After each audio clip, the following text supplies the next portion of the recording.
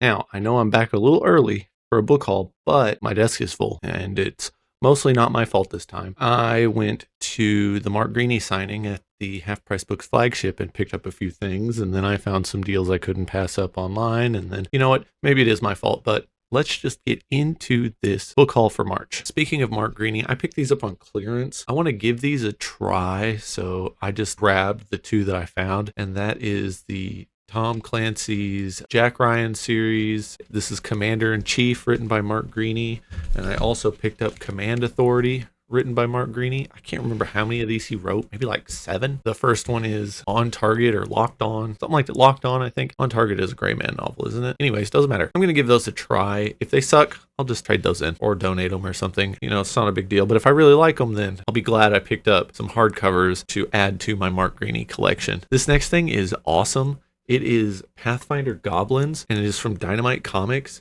but it's in the format of a tabletop RPG hardcover, which is really cool. The art is incredible. I really like all the Pathfinder comics that have been made by Dynamite, and so this was a really good find for a really decent price. I showed my daughter, and I was like, hey, you can read this before bed, and within the first page, she's like, a goblin bites off someone's hand. And I said, and? She said, I don't think I can read that before bed. I think this is just a good addition to my Pathfinder collection. I love Warren Murphy's Digger series, and when his publisher basically told him they weren't going to publish any more Digger books, he said, well, fine, I'm going to take the name and publish them elsewhere. And they said, no, you can't have the name. So he created Trace, who is just Digger with a different name. And here he is Devlin Tracy, and he is an insurance investigator, just like Digger. It's the same thing. He just had to change the name. And I happened to find this copy for like 89 cents or something, or $1.15, I don't remember, at the Half Price Books flagship store. And I was really excited because I never see these in person. It's also getting more and more difficult to find men's adventure fiction in actual bookstores, which sucks now that I am on the hunt for some men's adventure fiction.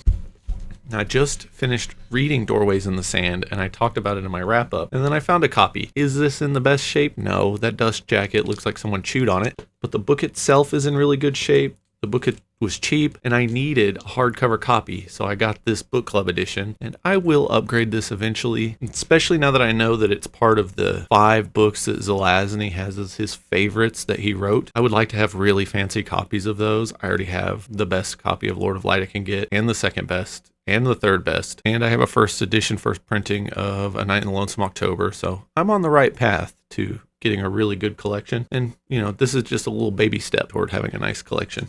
Another thing I picked up just on a whim because it looked cool is Able Team, Tower of Terror, an Executioner series. This is just a spin-off of Don Pendleton's Executioner series. These are like guys that he fought with in Vietnam, and they're their own special operations team now. It sounds awesome. And yet again, can't get over the name of the books. Tower of Terror. So cool. Yeah, the back it says, 2 days to do or die. A Wall Street skyscraper has been invaded. Hostages were being held, and with them, enough confidential banking data to imperil the entire world. Ugly citywide panic was inevitable until Able Team was called in.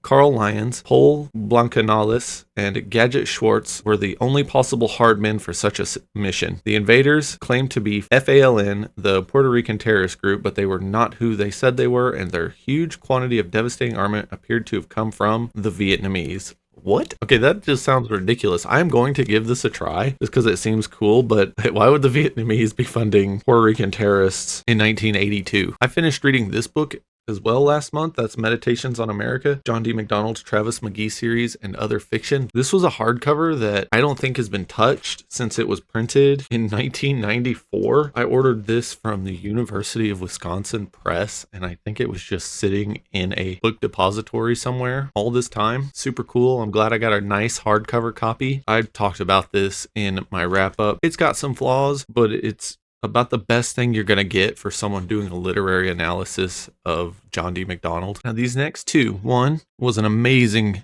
deal on eBay that I couldn't pass up. We need to talk a minute about eBay. When you add something to your watch list, you might want to be mentally prepared for the seller to offer you a ridiculous discount, and then you're going to be forced to buy it. And that's what happened with me. I was looking through D&D 4e stuff, trying to find the things I really wanted, like just prioritizing, and I was adding them to my watch list. And I added Dungeons & Dragons, Monster Vault, Threats to the Nintir Vale, which is a monster vault. It's got a bunch of monsters and villains, and it has die cut sheets of the monsters and maps for battling on. See, it's got all sorts of cool stuff in it. And I wanted a physical copy of this. I have a digital copy. So I added this thinking, wow, why is that so cheap? I don't understand, because I got this for like a third of what they normally go for on eBay. And that's the only reason I got it, because they had it listed at a cheap, but still a little more than I wanted to spend price. Added to my watch list, and they're like, what if we knock 25% off that? And I said, man, are you serious? So I picked it up. It was awesome. It shipped super fast. I'm very happy. I'm really enjoying looking through D&D 4e stuff. Speaking of which,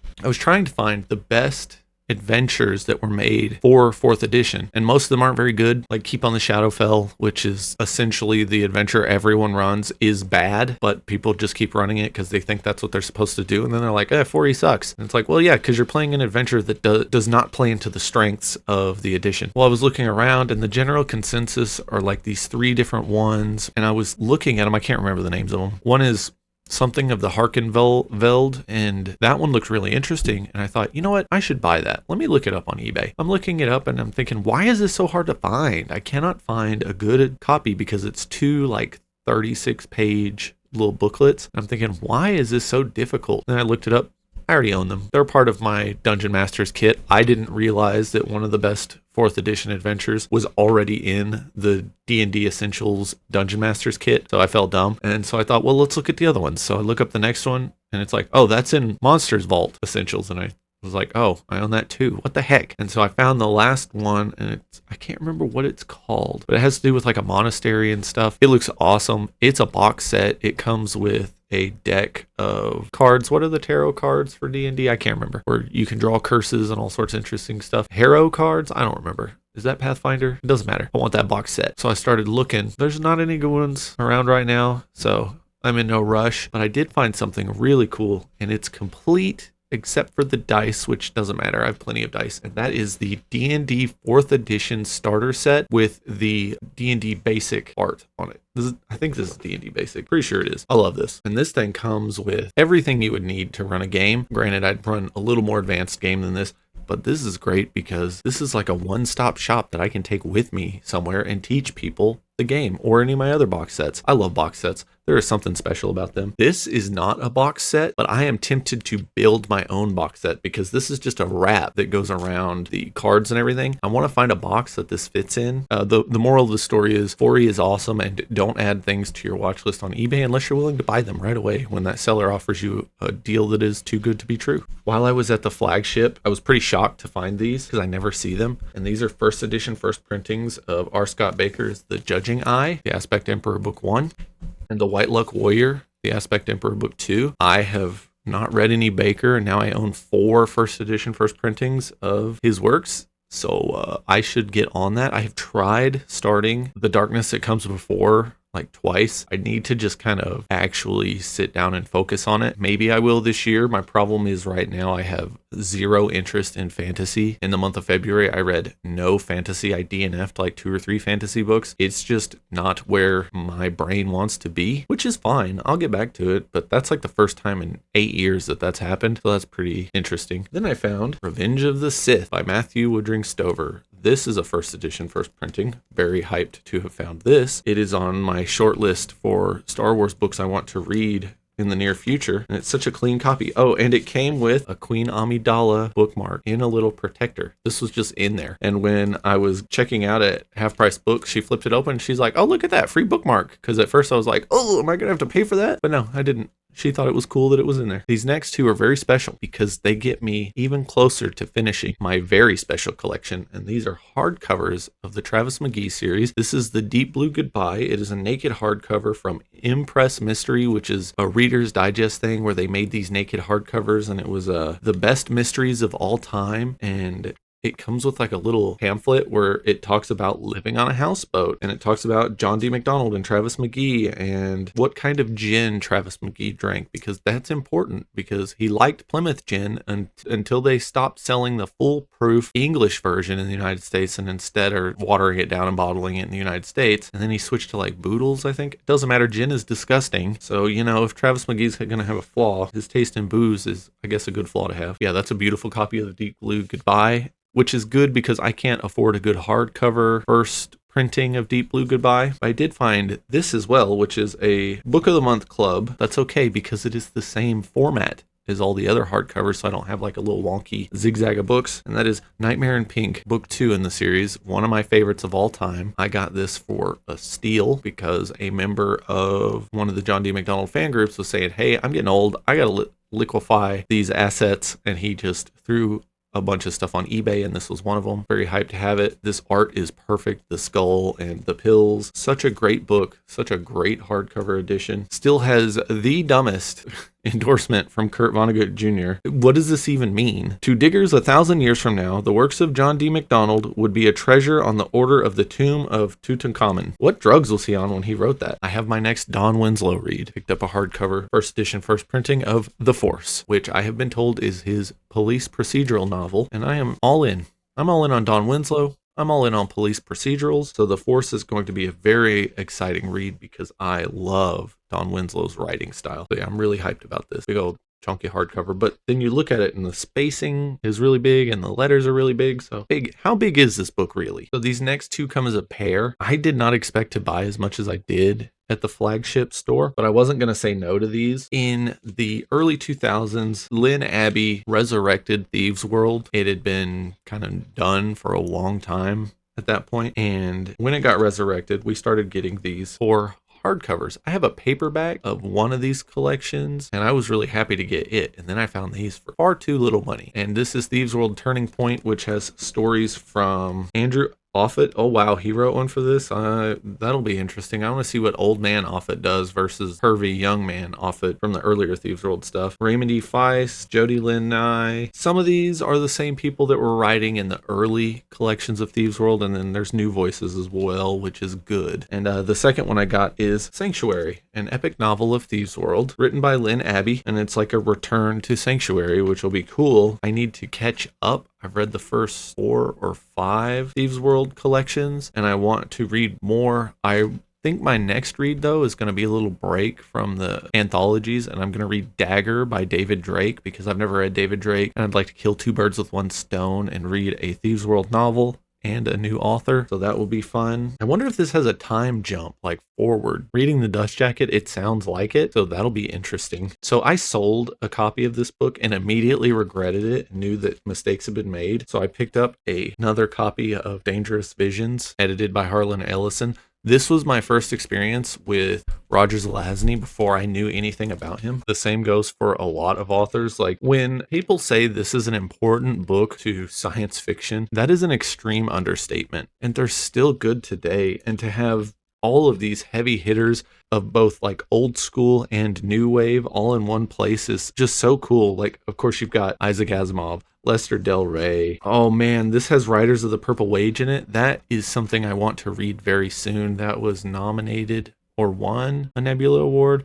I can't remember. Just the fact that it's named after Riders of the Purple Sage. And yeah, I've heard that it's very good. I can't believe that's in here. We've got Brian W. Aldiss, Larry Niven, Philip K. Dick, Fritz Leiber, Paul Anderson, Damon Knight, Theodore Sturgeon. Maybe that'll be my next Theodore Sturgeon short story read. I've already read it, but I forgot like all of this. I read it years ago now, like 5 years ago. J.G. Ballard, John Brunner, Norman Spinrad, Zelazny. This is just such a cool thing to have. I guess I need to get whatever it's called, the Final Vision. This last one, who would have guessed? I bought a backup copy of the Annals of the Black Company. This is the first time any of these books were published in hardcover. It's the first 3 novels in the series. So you have the Black Company, Shadows Linger, and the White Rose. It's just so cool. It's so 80s. It's just unreal. And this one has like a tear through the dust jacket. So I think I overpaid just a little, but it looks pretty good in the dust jacket protector. And the copy itself is in really good shape, so I'm not too worried about that. I just needed a backup copy. This is the copy I read initially, and then I got the trade paperback omnibus that everyone gets now that Tor is still publishing, and wore that one out. My wife read it too, wore that one out, wore it out even more. I need another one of the trades for the first 3 books, but I now have kind of a crazy collection of the Black Company books. So I have a first edition, first printing mass market paperback signed by Glenn Cook. It's in very bad shape, but it's signed, and it's the first time it was ever published. I have 2 copies of this. I have the trade paperback. I have the Tor Essentials with the introduction by Steven Erickson. And I think I have one other. I don't remember. I got a lot. Pretty cool collection of just like the first book. But yeah, this is my backup copy, or it's a gift copy. It really just depends. This is the third copy of this that I bought. These used to be $2. I picked them up on clearance at Half Price Books multiple times. And now this copy with a torn dust jacket is like $10, but it's only $10. Where are you getting hardcovers for $10 nowadays? So yeah, this was the last book I picked up. This book haul was accidental. It just piled up really fast and I don't know how it happened. And so I hope you enjoyed this. Let me know in the comments if you own any of these or have read them. Who else has read Thieves World out there? Is it just me? I know Liam has read them as well from Liam's Lyceum, but is that it? Are we the only two people on BookTube that have read Thieves World? Thanks for watching, and with that, I'll see you next time.